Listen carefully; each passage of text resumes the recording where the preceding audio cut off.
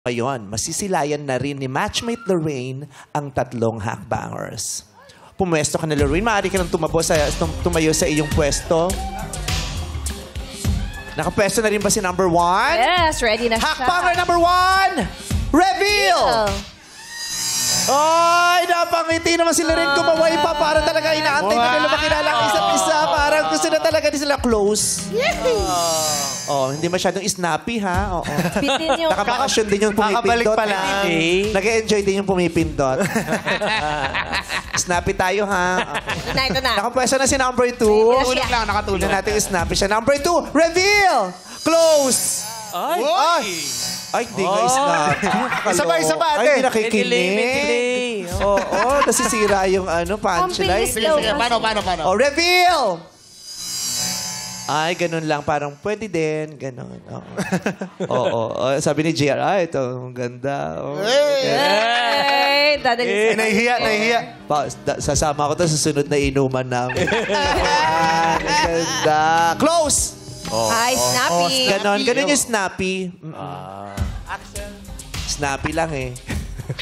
Number 3 nakapwesto Hindi na. pa. Cinema traffic. Ayan. Okay. Okay na, ready. Ayan na. Okay, ito si number 3. Reveal! Ay, ang tagal tinitingin. Sabi, ay, parang ito yung natawa. judge namin sa pageant, ah. Sabi ko, parang ito yung nagtuturo sa amin ng pasarela dati. Sabi ko, maganda maglakad eh. Tsaka pang long. Grabe yung kilig mo, Vince. Oo, Vince, parang ikaw may bet. Ano, may betan mo, ha? Close! Ayun. So, mag-isip-isip ka na, Lorraine. Katapusan mo na. Grabe. So, sino dyan? Kasi lahat sila nasa iisang baitang, di ba? So, iisa lang dyan ang kailangan niyang paakyatin. Tama? Tama ba ako? Yeah. Tama. Come on. Okay, iisa lang dyan kailangan paakyatin. So, pag sinabi ko yung number niya, kunyari, hakbanger number 1, sasabihin mo kung akyat o baba. Alright. Pressure. So, sino gusto niyo unahin natin, madlang people? 1, 2, or 3?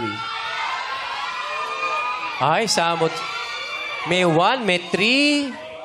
Okay. So, unahin natin ang number 3. Madaming bumaboto sa number 3. Magsimula tayo kay hakbanger number 3. Lorraine, nung nakita mo siya ng physical, pagsamasamahin mo na rin yung physical, tapos yung mga narinig mong chika nila kanina. Akyat o baba? Baba po. Baba! Bakit? Oo nga. Charot. Wala ba Siguro sa sinasabi? personal preference po kasi. Ano yung ibig mong sabihin? Ano yung hindi niya na-meet dun sa preferences? Mas prefer ko po yung clean looking po. Parang medyo masakit Although yung very tingin mo. attractive. Very Ay, yung sa attractive po palbas. siya, honestly. Oo. Kasi parang rugged, leather Rugged, jacket.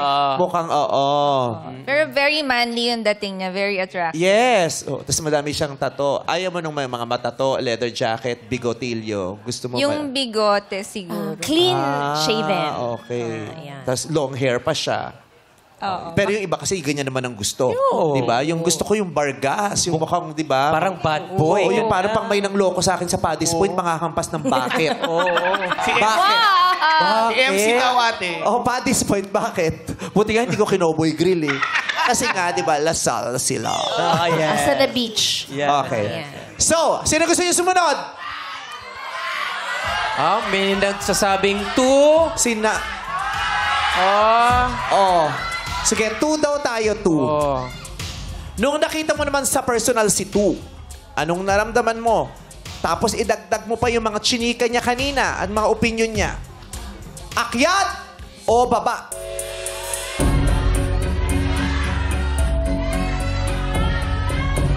Baba po.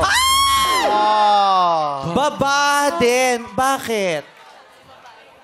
Ay, pero number 1, wag ka muna magbunyi. Sa tawag ng tanghalan, 2 standing ovation, nalaglag din yun. Di ba Huwag tapos? masyadong Oo. mag-expect. Huwag kang mag-expect kasi pwedeng no mismatch tayo dito. Okay, bakit mo pinababa si number 2? Honestly, gusto ko po yung smile niya talaga.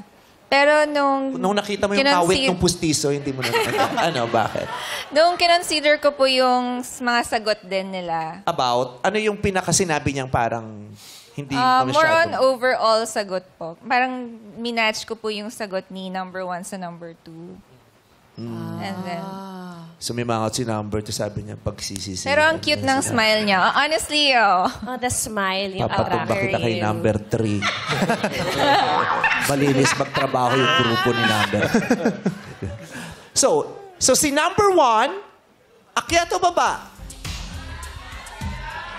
Oh my God. Nasa yung desisyon kung gusto mong i-mismatch silang tatlo or meron kang napili talaga.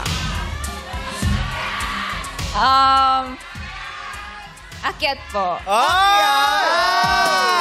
Umabot na nga sa tuktok. Si Rafael. Ayan. Kaya si Rafael na ang pinili. Siya ang makakamatch ni Lorraine. Rafael, ikaw makakadate niya.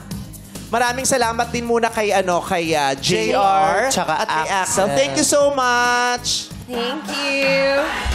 Huwag kayong maglala kung di man kayo napili. Nandito si Bestie. Si Vince. Natakala Salvi. Bestie, 1 or 2. MC din daw. Lorraine, lapitan mo na si Rafael. Step in the name of love.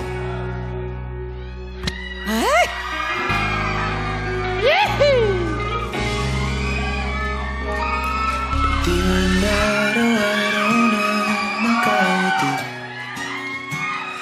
Ilang beses na rin Yes, pasalamatan natin si Hi Bestie Vince. Vince, thank you very much.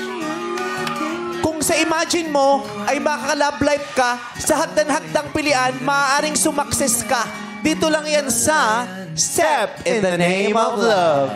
Ngunit sa huli, palagi babalik pa rin sa'yo.